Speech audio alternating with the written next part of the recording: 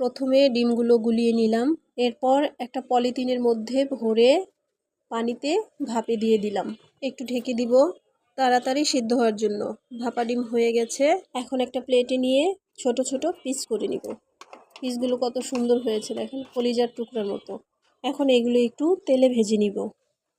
তেলে ভেজে নিলে কি হয়, ডিমটা দেখতেও সুন্দর হয় আর খেতেও খুব ভালো লাগে। এখন আমি মশলা কষিয়ে নিব। কষানো মশলাটার মধ্যে ডিম আর আমি এর সাথে কিছু আলুও ভেজে নিয়েছিলাম, এগুলো একসাথে দিয়ে দিব।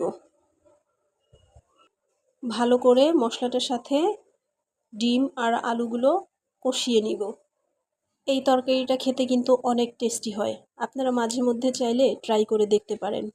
আমার কাছে ডিম খুব প্রিয়, তাই মাঝে মধ্যে ডিমের ভিন্ন ভিন্ন আইটেমের তরকারি রান্না করি। আমার কষানো হয়ে গিয়েছে, এখন আমি পানি দিয়ে দিব।